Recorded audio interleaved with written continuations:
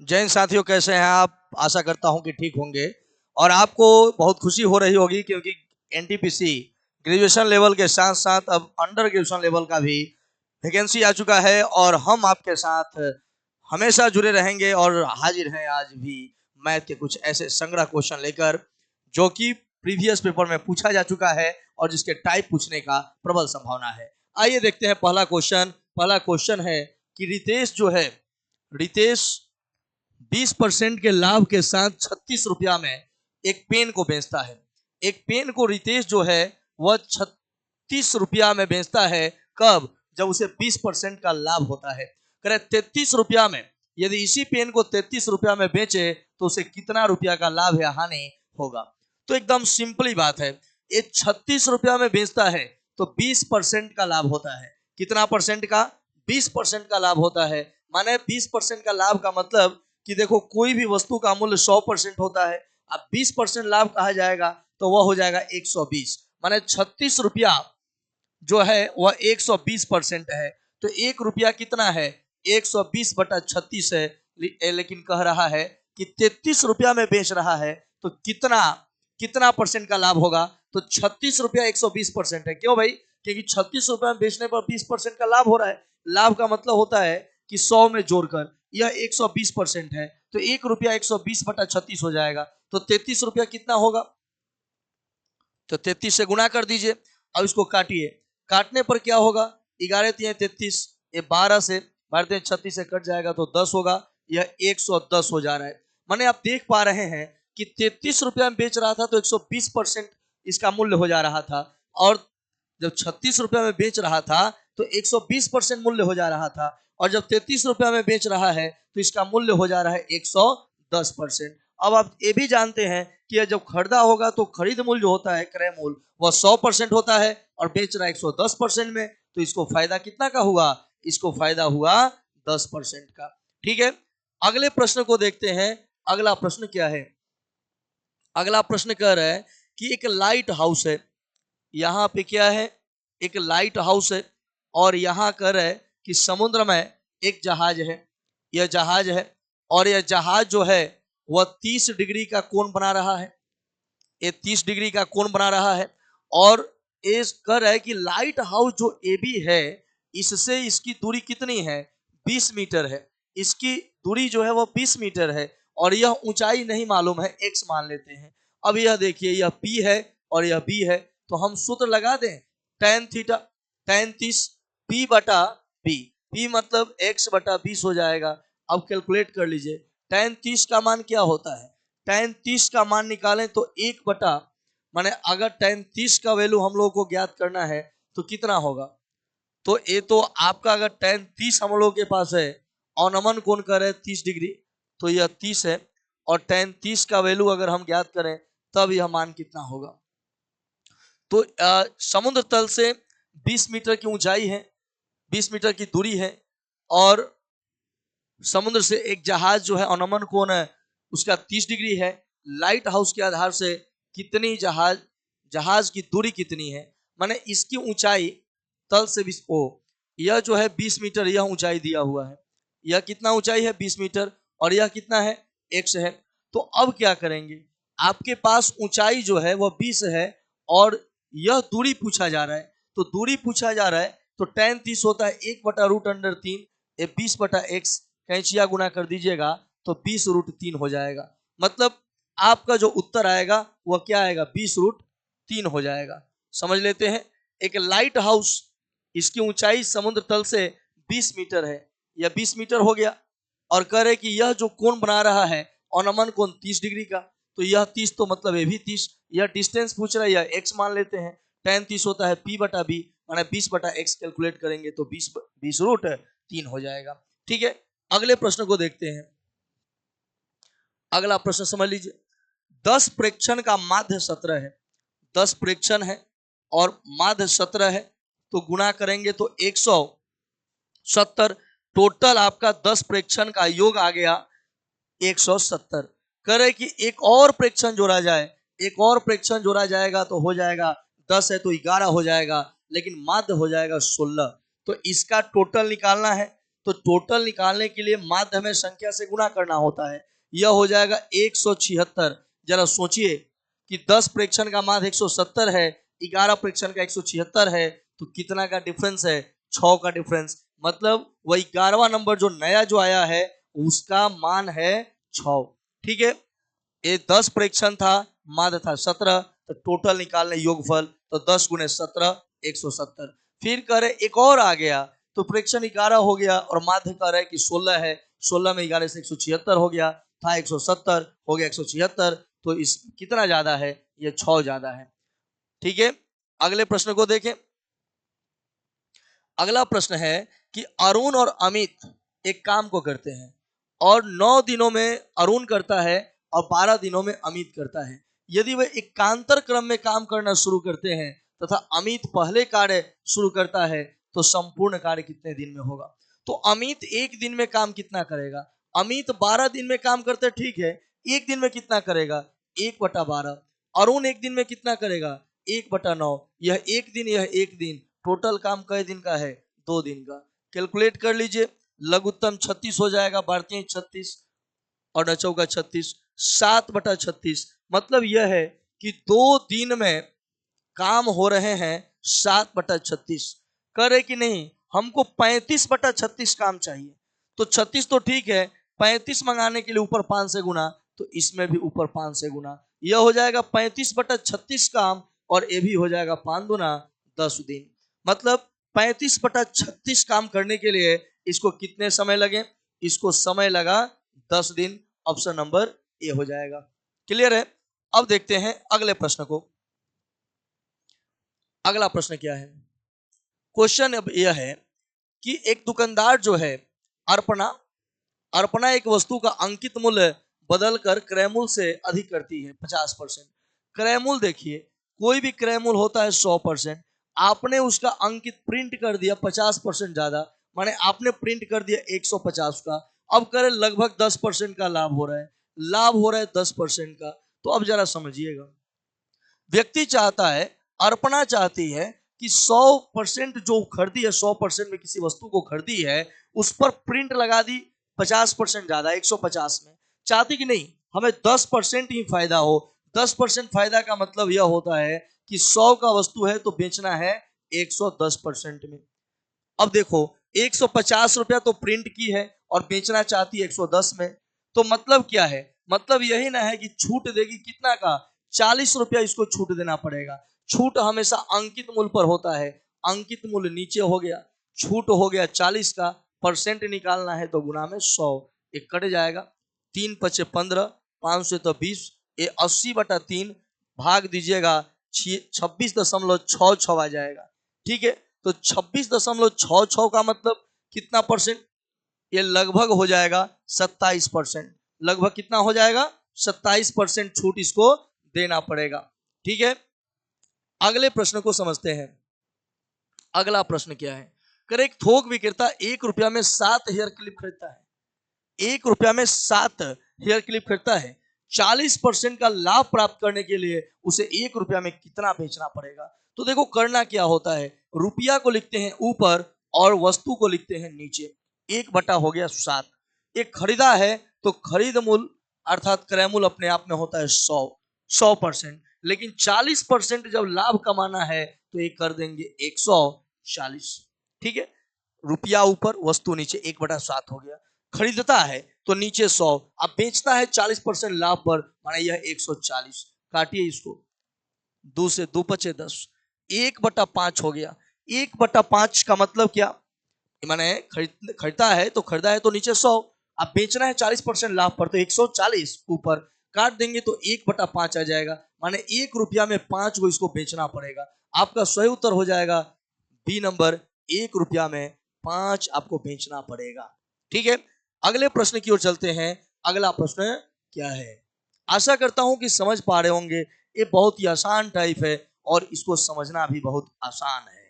आप कंसंट्रेट होके देखिएगा तो बार बार देखने से ये मन में बैठ जाएगा। और दूसरी बात यह है कि 2 दिनों के बाद से मैं आपके साथ लेकर आ रहा हूं चैप्टर वाइज क्वेश्चंस, और चैप्टर वाइज क्वेश्चंस में मैथ और रीजनिंग दोनों के आपको वीडियोस मिलेंगे इसी चैनल पर। यदि आप फेसबुक पर हैं तो आप मेरे फेसबुक पेज को फॉलो कीजिएगा, अगर यूट्यूब पर है तो सब्सक्राइब और शेयर जरूर कीजिएगा, और कमेंट करके जरूर बताइएगा कि आपको यह कैसा लग रहा है। मैं प्रयास कर रहा हूं कि एक वीडियो में ज्यादा से ज्यादा प्रश्नों का टाइप संग्रह किया जा सकता है, किया जा सके। और यहाँ देखिए, ई का मान दिया है 5, ठीक है। गण गण दिया है 42, कैसे हुआ? तो जी होता है 7, यू होता है 21 और एन होता है 14। ये जब जोड़िएगा तो ये जोड़िएगा तो हो जाएगा 42। इसका मतलब यह है कि जोड़ कर लिख रहा है। यह आर हो गया 18, यह हो गया 15, यह 19 हो गया और ई हो गया 5। इस सब जोड़िएगा तो हो जाएगा 57। अब तो साफ हो गया कि भाई ये अंकों का नंबरिंग जोड़ कर लिख रहा है, अक्षरों का नंबरिंग जोड़ कर लिख रहा है। करे गेट क्या होगा? तो क्या करना है, ये 7 होता है, यह 1 होता है, यह 20 होता है और ई होता है 5। ये टोटल मिलाकर हो जाएगा 33। कितना हो जाएगा? ये टोटल मिलाकर हो जा रहा है जोड़ने पर 33। ये सब का नंबरिंग लिख दीजिए और जोड़ दीजिए तो आपका उत्तर आ जाएगा 33। ऑप्शन नंबर सी इसका बिल्कुल सही जवाब है। अगले प्रश्न को देखते हैं। अगला प्रश्न क्या है? 3 संख्या दिया गया है, फर्स्ट है, सेकेंड है, थर्ड है। जरा ध्यान से समझिएगा। 3 संख्याएं दी गई है जिसमें दूसरी संख्या पहली संख्या की 3 गुनी है। पहली संख्या 1 से है, दूसरी संख्या मान लीजिए 3 गुनी है। कह रहे कि तथा साथ ही तीसरी संख्या का 2 गुना है। कौन? ये जो संख्या है ना वह तीसरी संख्या की 2 गुना है, माने 1.5 रहेगा तब ना 3 होगा। तो टोटल अगर जोड़ें तो टोटल हो जाएगा 5.5x। कितना हो जाएगा? 5.5x टोटल योगफल। लेकिन संजोग से इसका माध्य दिया है, तो माध्य दिया है ना, तो माध्य दिया है 3 संख्याओं का 66, तो 3 संख्याओं का योगफल निकालना है तो 3 से गुणा करना होगा। ये भी योगफल, तो हमें इधर भी योगफल चाहिए ना, तो 66 औसत दिया है 3 संख्याओं का, योगफल के लिए 3 से गुणा करेंगे। x निकाल लीजिए, क्या होगा? तो एक गुणा कर लीजिए। ये 66 गुणे 3, ठीक है। गुणा में 5.5 है, भाग में आ जाएगा, दशमलव हटाइएगा ऊपर 0 आ जाएगा। अब काटिए, 11 पचे 55, 11 छक 66, ये 6 पचे 30 हो जाएगा। तो गुणा कीजिएगा तो कितना उत्तर आ रहा है? 36 आपका उत्तर आ रहा है। पहली संख्या ज्ञात करना था तो पहली संख्या आपका कितना है? x है और x का मान आ रहा है 36। क्लियर है? और ऑप्शन नंबर ए हो जाएगा। इसमें कोई डाउट? हमें लगता है इसमें कोई डाउट आपको नहीं होगा। अगले प्रश्न को देखते हैं। पीहू और आयु 28 मीटर के व्यास वाले एक वृत्ताकार ट्रैक पर दौड़ रहे हैं। पीहू की गति 48 है और आयु की गति 40 है। वे समान दिशा में समान बिंदु से समान चाल, अगर समान समय पर दौड़ना चालू करते हैं तो दोबारा पहली बार कब मिलेंगे? कहने का मतलब है कि यह कोई वृत्ताकार पथ है, ये वृत्ताकार ट्रैक है, ठीक है। इस वृत्ताकार पथ पर कोई दौड़ रहा है, यह 28 है। वृत्ताकार पथ का जो रेडियस है इस पर ये लोग दौड़ रहे हैं, ये 28 के रेडियस पर 28 के व्यास पर दौड़ रहा है। तो व्यास दिया है 28, तो त्रिज्या पहले निकाल लीजिए, कितना हो जाएगा? 14 मीटर हो जाएगा।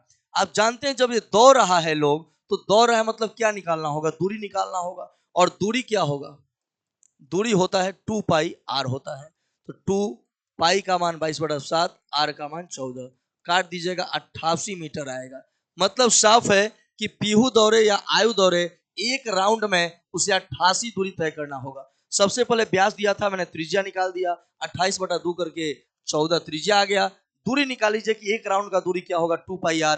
तो 2 पाई का मान 22/7, आर का मान 14, कट के हो जाएगा 88। ठीक है। अब देखो करना क्या है, हमें निकालना है समय, कि भाई एक साथ में एक जगह से ये चलना प्रारंभ करती हैं, एक जगह से यह दोनों आदमी चलना प्रारंभ करता है एक ही दिशा में। तो ध्यान रखिएगा, जब एक ही दिशा में दो व्यक्ति अगर गति करें तो अगर चाल निकालना है तो चाल में से चाल घटा देंगे ना। समय हमारे पास चाहिए, तो समय होता है दूरी बटा चाल होता है। तो दूरी मान आ गया है 88, चाल कैसे निकालें?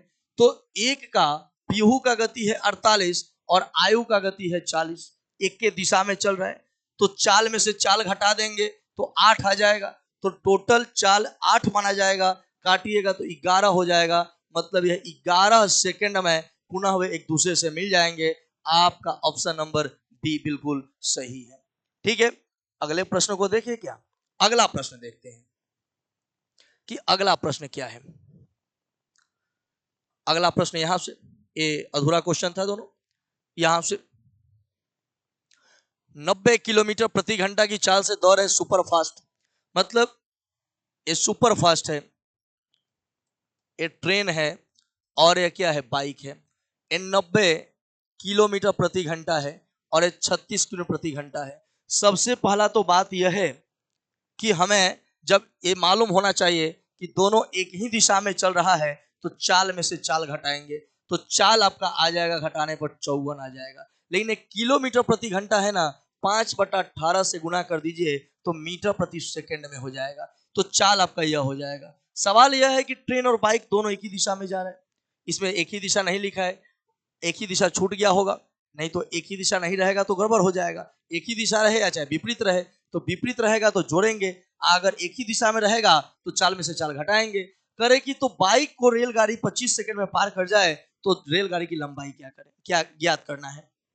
देखिए, रेलगाड़ी की तुलना में जो बाइक की लंबाई है ना, नगण्य होती है, इसलिए अगर हमें निकालना है रेलगाड़ी की लंबाई, मतलब दूरी निकालना है, और दूरी बराबर होता है चाल गुणे समय। क्या होता है, चाल गुणे समय। चाल कैसे निकालेंगे, तो एक ही दिशा में जाए तो घटाएंगे, तो घटा देंगे तो हो जाएगा 54, लेकिन किलोमीटर प्रति घंटा में है तो 5/18 से गुना कर देंगे तो मीटर प्रति सेकेंड, और समय लग रहा है कितना, 25 का 25 सेकेंड, कट जाएगा 3, ये गुना कीजिए 15 गुणे 25, कैलकुलेट कीजिएगा 375 मीटर।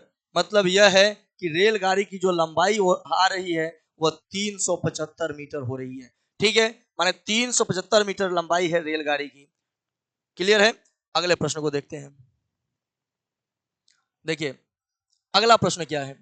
अगला प्रश्न है कि 15, 18, 27 और 30। क्वेश्चन है कि 3 अंकों वाली सबसे बड़ी संख्या ज्ञात करें। 3 अंकों की सबसे बड़ी संख्या क्या होती है, 3 × 9, जो 15, 18, 27 और 30 से पूर्णतः विभाजित है। तो सबसे पहले 15, 28, 27 और 30 का एलसीएम निकाल लेना है। यह एलसीएम हो जाएगा 270। ठीक है, बस हो गया। 270 में आप 2 से 3 से गुना करें, 4 से गुना करें, ताकि 999 पार ना करें। हम पहले 3 से गुना करके देखेंगे, 4 से गुना करके, तो 4 से गुना करेंगे तो 1080, अगर वही 3 से गुना करेंगे तो 810। मुझे आप यह बताइए कि 999 को यह तो पार कर जा रहा है, तो कौन ठीक है, ये 810 ही ठीक है। इसका मतलब कि 3 अंक की सबसे बड़ी संख्या 810 है, जो 15, 18, 27 और 30 से पूरा पूरा भाग लग जा रहा है। ठीक है, अगले प्रश्न को देखते हैं। अगला प्रश्न समझते हैं। अगला प्रश्न क्या है। क्वेश्चन आपके पास स्पष्ट है कि 2010 9 मार्च 2010 से 21 मई 2010 2000 रुपया कोई धनराशि लेता है और 8.25% की वार्षिक ब्याज की दर से साधारण ब्याज इसका ज्ञात करना है। तो पहले दिन ज्ञात कर लें, समय ज्ञात कर लें। तो देखिए 31 दिन का मार्च होता है, 9 दिन खत्म, बचा कितना, 22 दिन। अप्रैल 30 दिन का होता है और मई में 21 दिन है, टोटल जोड़ दीजिएगा तो हो जाएगा 73 दिन। कितना हो जाएगा, 73 दिन। जैसे 9 मार्च से लेकर 21 मई तक उधार लिया है तो दिन गिन लीजिए, 22 दिन इसमें, अप्रैल आएगा, मार्च के बाद अप्रैल 30 दिन का, मई 21 दिन का, जोड़ने पर 73 दिन का हो जाएगा। ब्याज निकालना है तो ब्याज क्या होता है, मूलधन गुणे समय। लेकिन समय देखिए 73 है ना, दिन है, और साल में बदलना है, 365 से भाग देना है। और समय कितना, समय तो हो गया, और दर कितना, 2.825। ब्याज का सूत्र होता है मूलधन समय दर बटा में 100। तो समय 73 था, दिन था, तो हमें बदलना है साल में, तो इसको कैलकुलेट करते हैं, 5 से कट जाएगा, एक कटने वाला है, 5 का 20 हो जाएगा। इसको कैलकुलेट जब कीजिएगा आप तो यह कितना आ जाएगा, 20 हाथ में 2, 8 2 10 हाथ में 1, 32 1 33, मतलब 33 रुपया ब्याज आ जाएगा। कितना रुपया ब्याज आएगा, 33 रुपया। ऑप्शन नंबर आपका हो जाएगा सी। क्लियर है, इसमें कोई डाउट। चलिए अगले प्रश्न को देखें। अगला प्रश्न समझते हैं। अगला प्रश्न क्या है। एक टावर है, बिल्कुल एक टावर, उसके आधार से 25 मीटर की दूरी पर 60 डिग्री के टावर, 60 डिग्री का कोण बनता है। 25 मीटर की दूरी और यह 60 डिग्री। ठीक है, 60 डिग्री। अब यहां समझने वाली बात यह है कि कह रहा है कि भाई उन्नयन कोण उसके आधार के 25 मीटर की दूरी पर 60 डिग्री बनता है, तो टावर की ऊंचाई, टावर आपका यह x है, यह p है और यह b है, क्या लगाएंगे, tan 60 p बटा b हो जाएगा, p बटा b। तो b कितना है, b यही ना है, b कितना है 25 हो गया। tan 60 का मान कितना होता है, √3 होता है, यह x बटा हो जाएगा 25। यहां से x बराबर 25 √3, लेकिन रूट में तो उत्तर है नहीं, तो क्या करेंगे, तो करना यह होगा 1.73, एक गुना कीजिए आप, गुना करने के बाद लगभग 43.3 समथिंग आ जाएगा, 25 आएगा, 43.25, मतलब लगभग 43.3 आपका उत्तर होगा। तो आपका ऑप्शन नंबर हो जाएगा डी। कोई डाउट, हमें लगता है क्लियर होगा आपका। चलिए चलते हैं अगले प्रश्न को देखते हैं। अगला प्रश्न क्या है, 4 वर्ष पहले विकास और राहुल की बात हो रही है, 3:5 थे। देखिए ध्यान दीजिएगा, 3x और एक कितना 5x, विकास, यह जो विकास है और एक क्या है राहुल है, ठीक है। करे कि 4 साल पहले की बात है, तो अभी का मतलब 4 जोड़िएगा, अब कह रहे 6 साल बाद और 6 जोड़िए, अब इनका अनुपात हो जाएगा कितना 4:5। कैलकुलेट कर लीजिए, यह कितना होगा, 5 3 आई 15x, इसको देखिए 6 4 10 और 10 5 50, इसको जो गुना किया जाए, 5 का 20x, फिर देखिए 6 4 10 और 10 चौका 40, ठीक है। कैलकुलेट करते हैं, ये जाकर इधर घटेगा 5x होगा, यह जाकर इधर घटेगा 10 होगा। अब यहां से हमें x निकालना है, तो कट कर हो जाएगा 2, x का मान हो जाएगा 2, हो जाएगा। हमें निकालना किसका उम्र है, राहुल का, तो राहुल देखिए कितना अनुपात में है 5, और यह है 5 अनुपात में है, और यह x का मान आया है 2, 5x राहुल का माने थे ना, तो 5 गुने 2 5 दूना 10, लेकिन कितना साल पहले, 4 साल पहले, और वर्तमान पूछ रहा है, तो 10 साल का था 4 साल पहले, तो वर्तमान कितना साल का होगा, 14 साल का होगा, ऑप्शन नंबर सी हो जाएगा, ठीक है। चलते हैं अगले प्रश्न को, और यह जो है प्रश्न बिल्कुल सिंपल है, इसको देख कर लिखा जाता है। ये जो है प्रमोशन को यह लिखा गया है, तो मॉनिटर को क्या लिखा जाएगा, देखिए मॉनिटर, एक ये आपका 1 2 3 4 चौथा पर, एम चौथा पर है, 1 2 3 4 चौथा पर, इसके बदला में 4 हो गया। ओ को खोजे, ओ 1 2 तीसरा पर है, 1 2 तीसरा पर क्या है 5 है, ये भी हो जाएगा। अब एन को देखें, एन क्या है, एन पीछे से एक नंबर, पीछे से यह एक नंबर, ठीक है। 457 हो गया। आई को देखा जाए, आई कितना है, तो आई 1 2 तीसरा पीछे से, 1 2 3 तीसरा पीछे से 9 हो जाएगा। टी को देखा जाए, टी पीछे से 1 2 3 4 है, 1 2 3 4 कितना हो जाएगा 8 हो जाएगा। फिर ओ का कितना आया था 5, और यह आर है, और आर एक दूसरा नंबर पर है, तो दूसरा नंबर पर 6, 457 98 56, आपका इसमें से देख लीजिए, 457 98 56, ऑप्शन नंबर ए आपका सही उत्तर है, ठीक है। आशा करता हूं कि आप समझ गए होंगे। समझना क्या, इसमें जो ये जिस जौन से अंक, जौन से अक्षर को जिस अंक से लिखा गया है, वही अक्षर वही अंक के द्वारा उस अक्षर को लिख दीजिए, आपका उत्तर हो जाएगा, ठीक है। क्योंकि जिस समान कूट में इसको लिखा गया है, उसी कूट में इसको भी लिखना है, ठीक। अगले प्रश्न को देखते हैं, अगला प्रश्न क्या है। अगला प्रश्न आपके सामने है, 12 पुरुष हैं, 12 पुरुष हैं, 12 पुरुष हैं, ठीक है, 16 महिला है, 16 महिला, ठीक, 12 पुरुष 16 महिला। आप दो तरीका से बना सकते हैं, एक तो ऐसे 12 मैन है 16 ओमेन है, कितना दिन लगता है 4 दिन, तो 4 से गुना। फिर अकेला एगो पुरुष कई दिन 80 दिन, कैलकुलेट कीजिए, 12 चौक 48। सवाल को पहले एक बार पढ़ लीजिए, आप आधा सवाल पढ़ पढ़ के भी बना सकते हैं। सवाल है 12 पुरुष और 16 महिलाएं मिलकर एक काम को 4 दिनों में पूरा करती हैं, तो समान कार्य को पूरा करने के लिए एक पुरुष को अकेले 80 दिनों लगता है, तो समान कार्य को करने के लिए उसी काम को एक महिला कितने दिनों में कर पाएगी। तो 12 महिला है, 12 पुरुष है तो मैन, और 16 ओमेन है, 4 दिन तो 4 से गुना, एक पुरुष है 80 दिन, 80 से गुना, गुना कीजिए, 12 चौक 48, 16 चौका 64, और यह हो जाएगा 80। ये आपका पी से पुरुष मैंने लिखा है, आप मैन लिख सकते हो, मैन हो गया, ठीक है। ये जाकर इधर घटेगा, ये जाकर इधर जब घटेगा तो यह हो जाएगा 16 मैन, और यह है और इसको घटाइए, ये 48 जब इधर जाकर घटेगा कितना होगा, 48 जब घटाइएगा, 48 m जाकर जब 80 में से घटेगा तो यह हो जाएगा 32 m, और यह क्या है 64 ओमेन है, तो यहां से कटेगा ना, एक कट कर 2 मरतबे आ जाएगा, 1 मैन बराबर 2 ओमेन। इसका मतलब है कि अगर मैन 80 दिन में करता है तो ओमेन दुगना समय लगाएगी, मैन 80 दिन में तो ओमेन दुगना समय माने 160 दिन लगाएगी। ऑप्शन नंबर आपका ए बिल्कुल सही उत्तर हो जाएगा। ठीक है, अब अगले प्रश्न को देखते हैं। अगला प्रश्न क्या है, और आपके पास यह अगला प्रश्न है, और अगला प्रश्न जैसे प्रत्येक दिन आपके लिए दिया जाता है, आज भी आपके लिए दिया जा रहा है, और आप कमेंट बॉक्स में, अगर आप पहले से तैयारी कर रहे हैं तो कमेंट बॉक्स में इसका उत्तर जरूर दीजिएगा।